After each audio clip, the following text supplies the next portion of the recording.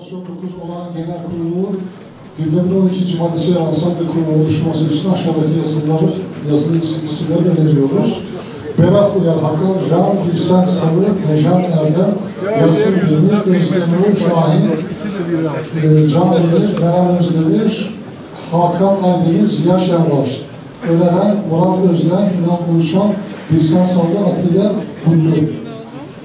Başka önerge var mı? Yok.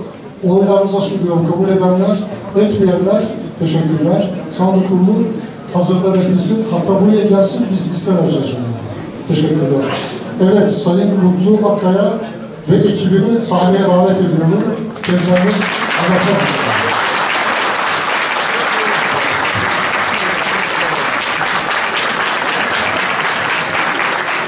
Efendim, bu arada Hazır'ın cetveline imza atmayan delegasyondan üyeler var. Mesela Karacabey'den 4 delegemiz olması gerekiyor, imza yok. Ereğli, Karadeniz Ereğli'den 4 delegemizin olması gerekiyor, imza yok. Acaba gelmediler mi, yoksa imza atmayı mı unuttular? Tekrar hatırlatma yapmak istiyorum. İmza atmayan delegeler lütfen hazır listesine imza atsınlar. Teşekkürler.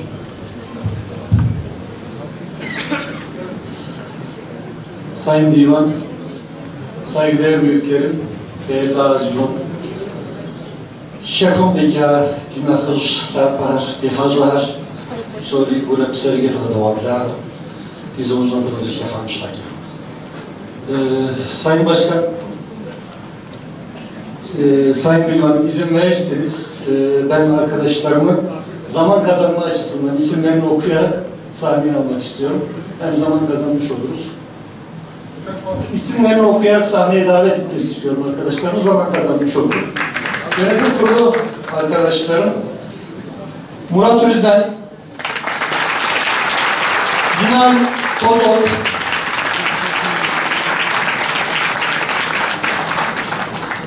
Tülin Özgül, Canberk Yaman, Selçuk Ulutaş, Candat Yelbaşı, Neslihan Kaplan Salı, Belida Önlü, Yasemin Orhan, Tavut Akbulut, Bilgin Tok, Doğan Şamil Yağan, Taner Adıgüzel, Şenay Dalkılıç Çalışır, Fatih Ersem, Dihsa Vurdem, Nesren Şamil Kanşat, Serap Enes, Seyfi Tokuç, Cansep Demircan, Onur Eğerci, Berat Aslıhan, Cansu Erdem, İsmail Güneş, Mehmet Bingöl, Cankat Acı ve Hakan Polat.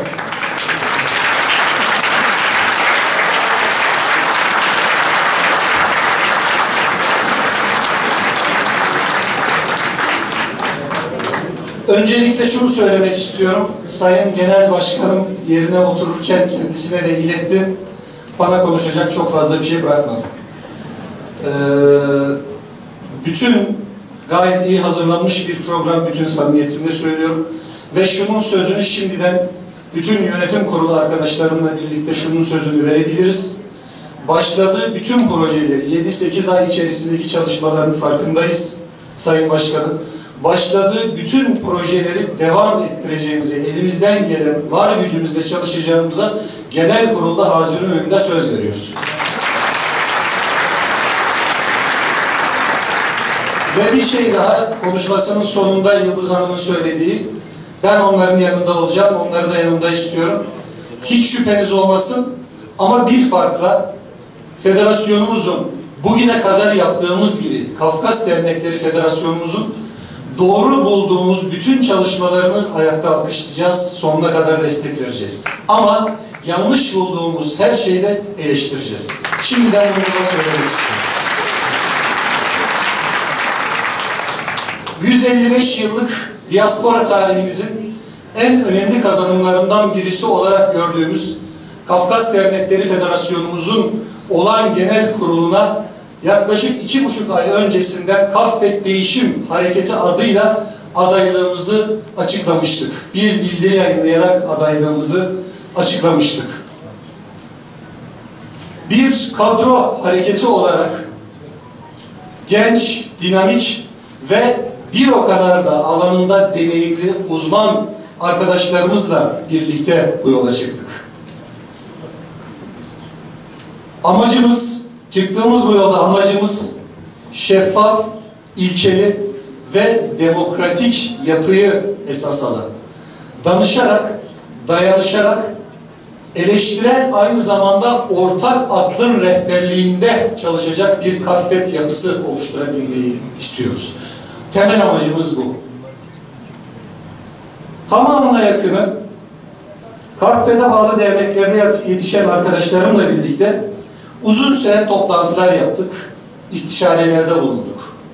Neyi nasıl değiştireceğimizi, neleri değiştirmemiz gerektiğini konuştuk.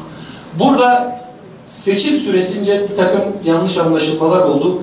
Değişim yıkmak değildir Sayın Nazım. Böyle bir niyetimiz yok, böyle bir amacımız yok. Biraz önce söylediğim gibi bizler bu derneklerin içerisinde yetişmiş insanlarız. Ben 25 yıl önce burada yine bu salonda Kafkas Dernekleri Koordinasyon Kurulu'ndan Kafter'e geçiş sürecinde çıkarılan dergi adına röportaj ve haber yapmak için yine bu salonda, bu hazırlığın içerisindeydim. Birçok arkadaşım da o şekilde. Onunla ilgili hiç şüpheniz olmasın. Bu hazırlığın, bu delegasyonun derdi kesinlikle ortak derdimiz. Yaklaşık 35 tane dernek birebir temas ettik. 54 tane derneğin 35 tane derneğine birebir temas ettik. Gidemediğimiz, zaman ayıramadığımız dernek yöneticileri aramızda da, delegasyon burada. Lütfen kusurumuza bakmasınlar. Onlara da telefonla ulaşmaya çalıştık. Derdimizi anlatmaya çalıştık. Aynı şekilde Sayın Genel Başkanım da çok yoğun bir çalışma programı yürüttüler. Kim kazanırsa kazansın bu sürecin demokrasinin toplumumuza yerleşmesi açısından son derece önemli olduğunu düşünüyoruz. Kim kazanırsa kazansın klasiktir ama bu toplum kazanacaktır. Buna yürekten inanıyoruz. Çok fazla uzatmayacağım ben. Çünkü Sayın Genel Başkanım genel hatlar itibariyle bir çerçeve çizdi. Dediğim gibi büyük kısmına katılıyoruz. O anlamda ben biraz daha kısa tutmaya çalışacağım konuşmamı. Hak temelli, saygın ve öncü bir Kafvet oluşumu için ortaya çıktık. Burada yanlış anlaşılmasını gene istemediğimiz bir husus var. Özellikle belirtmeliyim. Bu grubun, bu kadro hareketinin geçmişte Kafvet'e bağlı derneklerin içerisinde çalışırken tespit ettiği, değişmesi gereken bir takım eksikleri gidermek istiyoruz. Değişimden kastımız tamamen budur. Bundan da Yıldız Hanım'ın 7-8 aylık yönetim kurulu anlaşılmasın. Genel anlamda Kafvet'in kuruluşundan bu tarafa ki içimizde bizim kadro hareketinin içerisinde tam 6 tane dernek başkanlığı yapmış son derece bu konuda tecrübeli isimler var. Bu anlamda geçmişte Kafvet'in genel yapısıyla alakalı tespit ettiğimiz ve değişmesi gerektiğini düşündüğümüz konulardır. Bunların başında Kafvet'in yapısı ve yönetimsel anlayışının değişmesi gerektiğini düşünüyoruz. Nedir? Sayın Genel Başkanımdan ayrıldığımız noktalardan bir tanesi budur. Biz yönetim kurulunu oluştururken bölge dengeleri gözeterek bir yönetim kurulu oluşturmanın doğru olmadığını düşündük. Bunu gittiğimiz bütün derneklerimize anlattık.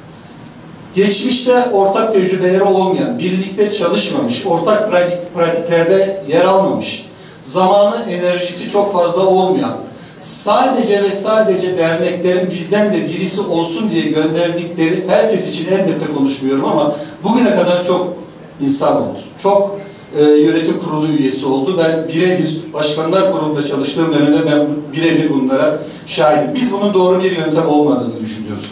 Bunun yerine geçmişte birlikte çalışan, toplumun sorunlarını iyi okuduğunu düşündüğümüz, ortak pratiklerde çalışmış insanların bir kadro hareketi olarak göreve gelmesinin çok daha doğru bir yöntem olacağını düşündük. Gittiğimiz yerlerde derneklerimize bunu anlattık. Ve bu kriterlere, bu söylediğimiz çalışmalara uyacağını düşündüğümüz insanları önermelerini rica ettik. Bu şekilde de kadromuza kattığımız insanlar var. Dolayısıyla bu çalışma sisteminin biz daha doğru olduğunu düşünerek böyle bir kadro yapısı kurduk. Hak temelli mücadeleden iki şeyi kastediyoruz. Bunu biraz açmak gerekiyor.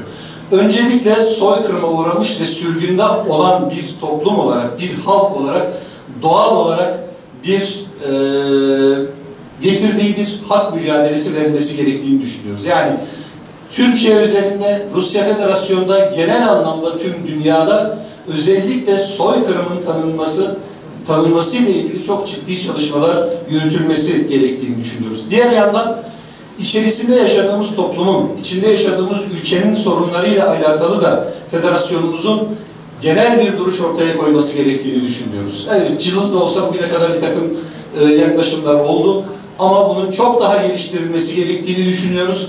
Kadın hakları ile ilgili, çevreyle ilgili, çocuk hakları ile ilgili, hayvan hakları ile ilgili, bütün dezavantajlı gruplarla ilgili, engellilerle ilgili, tüm bunlarla ilgili ülke gündemini belirleyen konularla ilgili federasyonumuzun bir duruş ortaya koyması gerektiğini düşünüyoruz bundan sonra. Bir konuya daha değinmek istiyorum bu yönetimsel anlayışla ilgili.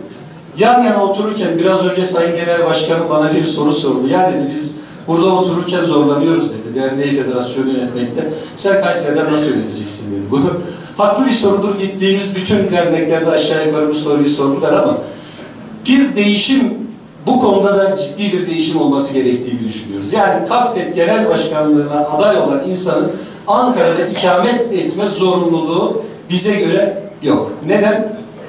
Sağlam, güçlü bir yapı oluşturabilirsek, görev sorumluluk tanımlarını doğru yapar ve eşit paylaşımda bulunabilirsek, ki temel amaçladığımız şey budur, sağlam bir yönetim kuruluyla bu işin çok rahatlıkla üstesinden gelebileceğimizi düşünüyoruz.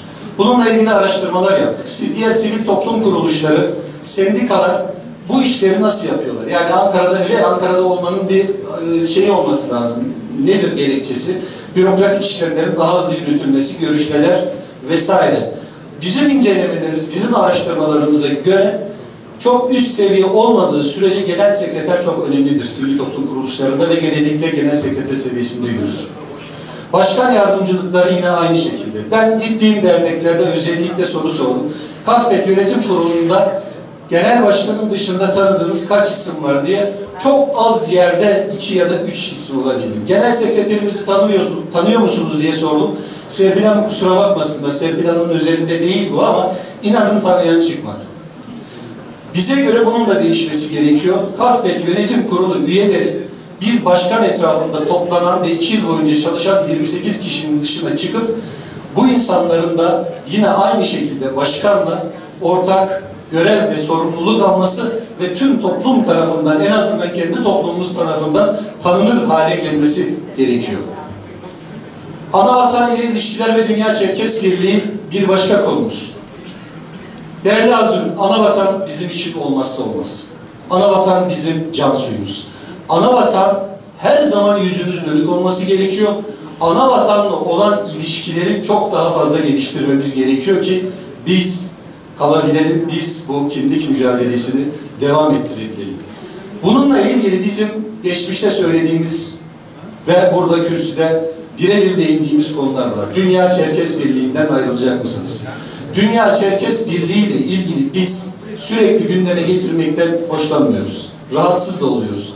Ama Anavatan'la olan bütün ilişkilerimizin Dünya Çerkes Birliği üzerinden kurgulanmasını son derece yanlış buluyoruz. Yani Anavatan'ın diasporaya, diasporanın da Anavatan'ı bir tahakküm altına alma çalışmasını doğru bulmuyoruz. Elbette ortak çalışacağız, elbette birbirimizle ilişkileneceğiz. Çok daha fazla ilişkilenmemiz gerekiyor. Bunu da sadece Dünya Çerkes Birliği özelinde değil. Dünya Çerkes Birliği kuruluş ilke ve amaçlarına uygun çalışmalar yaptığı müddetçe bizim hiçbir problemimiz yok. Hiçbir şekilde. Dünya Çerkes Birliği'nin başkan yardımcısı Orhan Bey buradalar. Kendisi konuşmalarını yaptı, birlikte çalışmamız gerektiğini söyledi. Dünya Çerkes Birliği kuruluş amaç ve ilkeleri doğrultusunda, yani Çerkes toplumunun faydasına çalıştığı müddetçe biz varız. Bundan kimsenin kuşkusu olmasın. Ama manipüle etme amaçlı, tahakküm altına alma amaçlı yapılan geçmişe dönük 2000 yılından özellikle bu tarafa yapılan çalışmaların devam etmesi durumunda da biz gene tavrımızı koyarız. Diğer taraftan Dünya Çerkes Birliği'nin ayrılmasıyla ilgili 7-8 ay önce burada bir eğilim yoklaması yapıldı. Genel kurul yapıldı. Tüzük gereği yeterli sayı olmadığı için bir eğilim yoklaması yapıldı. Eğilim yoklamasında çıkan karara saygı duyuyoruz. Sürekli bunu gündeme getirip de toplumun enerjisini almak da istemiyoruz. Çıkılıp çıkılmaması yönetim kurulu muhtesinde de değil. Buna genel kurul karar verir, birlikte karar veririz. Ama bizim istediğimiz şey Dünya Çerkes Birliği dahil olmak üzere ana vatandan insan hakları dernekleri, diğer sivil toplum kuruluşları, gençlik dernekleri hepsiyle ilişkilenmek istiyoruz. Bu ilişki ağının mümkün olduğunca geliştirilmesinin çok daha doğru olacağını düşünüyoruz. 21 Mayıs Çerkes soykırımı ve sürgünü bizim için son derece önemli bir kavram. An itibariyle federasyonumuz bu günle ilgili Kefken'de bir anma programı yapıyor. Anma programına karşı değiliz, devam edilebilir anma programı. Ama Kefken'de anma programı ve denize çelenk bırakmayla dün istişare toplantısında bir arkadaşımız buna vurgu yaptı. Bunun yeterli olmadığını düşünüyoruz. Bunun ulusal hatta uluslararası boyuta taşınması gerektiğini düşünüyoruz. Yani 21 Mayıs soykırımdır ve sürgüne uğradığımız tarihtir. Kafkas-Rus savaşlarının bittiği tarih değildir. Çerkes tehciri hiç değildir. 21 Mayıs bu anlamda bizim için son derece önemlidir. Bununla ilgili kamusal alana taşınması lazım. Avrupa'da, dünyada, Rusya Federasyonu'nda bütün bu yerlerde bugünün tanınmasıyla alakalı Sayın Başkan da bahsetti. Çok ciddi lobi faaliyetleri yürütülmesi gerekiyor. Bu da bizim programımızda olan, ana programımızda olan çalışmalardan bir tanesi olacak. Uluslararası ilişkiler yine aynı şekilde Suriye İç Savaşı ile birlikte çok ciddi sıkıntılar yaşadı soydaşlarımız. Federasyonumuz elinden gelen çalışmayı yaptı. Ki Kayseri Derneği, o dönem Kayseri Dernek Yönetim Kurulu Başkanlığı'nı yürütüyordu. Federasyonumuzla birlikte, diğer başkanlarla birlikte elimizden gelen var gücümüzle çalıştık ama çok yeterli olduğunu, çok başarılı olduğumuzu düşünmüyorum. Bunun da uluslararası bir problem olduğunu o zaman taşıyamadık ama önümüzdeki dönemde özellikle benzer konularla karşılaşmamız durumda bu uluslararası alanda bunun bir gündem teşkil etmesi gerektiğini, yani Çerkes sorununun bir gündem oluşturması gerektiğini düşünüyoruz. Siyasi ilişkilere bakış açımızla ilgili yine bir deklarasyon, yine bir belge yayınlamıştık. 54 tane şubesi olan Türkiye'nin bize göre en önemli, en büyük federasyonlarından bir tanesinin siyasetten uzak kalması bize göre düşünülemez. Elbette hepimizin kendi dünya görüşümüz, siyasi görüşümüz vardır. Ama federasyon çatısı altında bütün partileri eşit mesafede yaklaşım bize göre önemli. Ama bunu yaparken seçimden seçime bir aday özelinde değil, sadece bir adayı, saf bir adayı desteklemek anlamında değil, Çerkes toplumunun talepleri doğrultusunda. Sayın Genel Başkanım biraz önce söyledi, 8 tane maddemiz var, bizim için de önemlidir. Çerkes toplumunun talepleri doğrultusunda bütün partilerin parti merkezleriyle kurulacak olan düzenli ilişkilerle bunun sürekli gündemde tutulması gerektiğini düşünüyoruz. Seçimden seçime yaptığınız zaman çok verimli olmadığı hepimizce aşikar. Diğer sivil toplum kuruluşlarıyla olan ilişkilerimiz bir başka başlığımız. Diğer Çerkes sivil toplum kuruluşlarıyla en başta şunu söylemek faydalı olacaktır. Hiç kimseyle geçmişe dönük bir hesabımız yok. Herkesle oturur konuşuruz. Ama bunu yaparken de belli ilkeler çerçevesinde yaparız. Yani geçmişten kaynaklanan bazı sorunlar vardır evet ama burada biz asla işte federasyonumuz suçludur vesaire değil. Birçok çalışmanın içerisinde ben başkanlık döneminde de bulundum. Dolayısıyla hatta çoğunda federasyonumuzun haklı olduğunu düşünüyorum ben. Ama yine de geçmişe dönük herhangi bir hesap, herhangi bir hesaplaşmaya gitmeden oturup her zaman diyaloğa açık olmanın arkadaşlarımızla birlikte çok daha doğru bir yöntem olacağını düşündük. Dolayısıyla böyle bir yol izleyeceğiz. Diğer taraftan diğer sivil toplum kuruluşlarıyla, yani bizden olmayan, Çerkes olmayan sivil toplum kuruluşlarıyla da benzer sorunlar yaşayan STK'larla da ilişkilenmek gerektiğini düşünüyoruz ve ilişkileneceğiz. Yani aynı sorunları yaşamış, benzer sıkıntılar yaşamış halklarla ya da derneklerle tecrübe alışverişinin son derece önemli olduğunu düşünüyoruz. Tüzük değişikliği ile ilgili çok hızlı geçeceğim. Herkesin malumu bir çalışmada yürütülüyor. Biz de bununla ilgili çalışma programımızın içerisinde var. Önergede verilmişti 6 ay içerisinde. Biz aynı şekilde 6 ay içerisinde biz bu tüzük değişikliğini yapmak için elimizden gelen her şeyi yapacağız bir tüzük komisyonu. İletişim çok önemli. Federasyonumuzun iletişim anlamında zayıf kaldığını ve hantal kaldığını düşünüyoruz çoğu zaman. Eleştirilen temel konulardan birisi budur. Yani Kafkasya ile olan herhangi bir olayda haberler maalesef geç geliyor. Sağlam kaynaklardan gelip gelmediğini bilemiyoruz.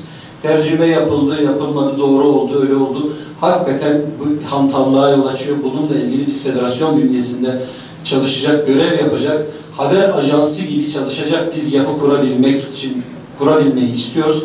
Ana projelerimizden bir tanesi bu. Diğer taraftan çok daha kurumsal bir sosyal medya yönetimi, çok daha profesyonel ve kurumsal bir sosyal medya yönetimi geliştirmek istiyoruz. Bütün bunlarla ilgili dün Avni Bey'di, yanlış hatırlamıyorsam, soru sordu. Özellikle değişim hareketini kastederek sordu. Avni Bey burada mı?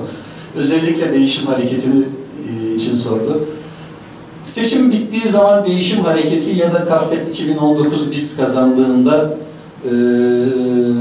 mevcut durumda çok bir değişiklik olacağını düşünmüyorum. Öncelikle onu söyleyeyim. Yani üye derneklerimiz devam ediyor. Sanıyorum üye derneklerimizden aidatları almaya devam edeceğiz. Bunun yanında bütün nazirin şununla ilgili müsterih olsun. Bütçeyle ilgili, mali yapıyla ilgili açıklanan bütçenin üzerinde bir rakam kesinlikle hedefliyoruz. İçiniz rahat olsun. Bir bağış havuzu oluşturmayı planlıyoruz. Daha doğrusu bunun adımlarını da attık. 14+14 toplam 28 kişiden oluşan bir yapı değil. Kafet Değişim Hareketi. Çok daha fazla insan var. Bununla ilgili lansman toplantısı da yapmıştık. Dolayısıyla öncelikle tabii ki dernek aidatları çok önemli. Devamında bir dediğim gibi bir bağış havuzu, ama bunlar elbette anlık çözümler diyebilirsiniz.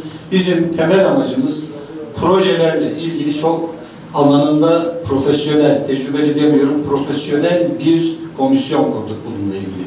Ve çok ciddi çalışmalara başladı. Ben gezdiğimiz yerlerde derneklerimizden sordukları zaman onlara da söyledim. Yani proje denince Avrupa Birliği projeleri aklımıza geliyor. Evet, Avrupa Birliği projeleri önemlidir. İçişleri Bakanlığı, sivil toplum kuruluşları ile ilgili bütçeler ayıran kurumlar, hepsini aynı şekilde zorlayacağız. Ama ben bilmediğim bir şey öğrendim mesela bu süreçte.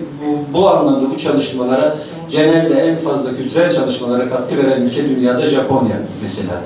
Dolayısıyla ciddi hazırlık yaptık bununla ilgili. Maddi yönle ilgili, projelerle ilgili kesinlikle kuşkunuz olmasın, içiniz rahat etsin. Bütün bunları demin de bahsettiğim gibi 28 kişilik bir yönetim kurulundan ziyade oluşturacağımız komisyonlarla yapacağız. Oluşturacağımız komisyonların başında ana dil komisyonu olacak. Bununla ilgili yine bir bildiri yayınladık. Yine alanında gayet uzman, bu işin ehli 3 tane hoca tarafından hazırlanan bir programımız var. Son derece önemsiyoruz. Bunun paylaşımını yaptık. Broşürlerin içerisine de koyduk. Öncelikli hedefimiz ana dille ilgili çok ciddi çalışmak. 3 kademeden oluşuyor bu. Birincisi kaybolmayı yüz tutan dillerin yeniden canlandırılmasıyla alakalı nasıl bir metot geliştirilmesi gerekir, nasıl bir yol izlenmesi gerekiyor ile ilgili bir çalışma. Diğer taraftan dün Eyüp Hoca bahsetti, Samsun Derneğimizin başlattığı NAT Çocuk Kulübü kendilerinden tecrübe alışverişi yaparak Neslihan hocamızın çalışmalarıyla Kayseri'de çok başarılı bir şekilde yürünen Pisine Çocuk Kulübü'ne dönüştü. Çocuk kulüplerini son derece önemsiyoruz. Çocukların o yaşlarda bu şekilde bir çalışmanın içerisinde almak geleceğe taşıyacaktır bizim. Projeler konusu, bir projeler komisyonu oluşturacağız. Son derece önemsiyoruz. Hem maddi açıdan diğer taraftan da üniversitelerle yapacağımız işbirliği olanaklarının arttırılması anlamında tüm bu alanlarda çalışacak projeler komisyonu olacak.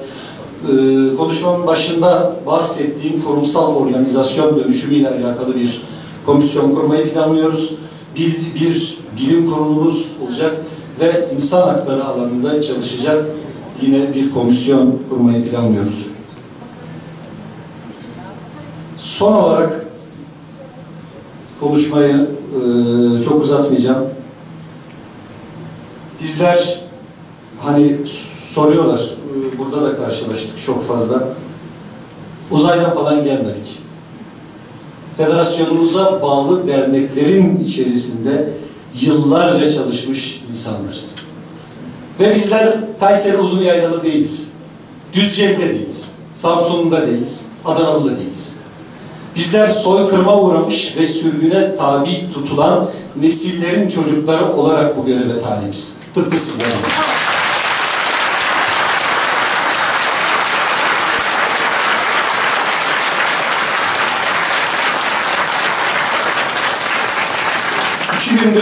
Epeyce yorulduk. Beni dinlediğiniz için çok teşekkür ediyorum. Hepinize saygılar sunuyorum. Sağ olun.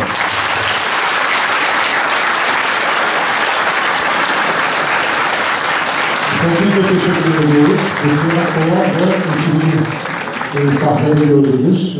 Programlarını da izlediniz. Çok doyurucu her iki başkan adayının da fevkalade programları yüklü, güzel, doyurucu. Efendim bir anons geçmek istiyorum. Oy kullanın.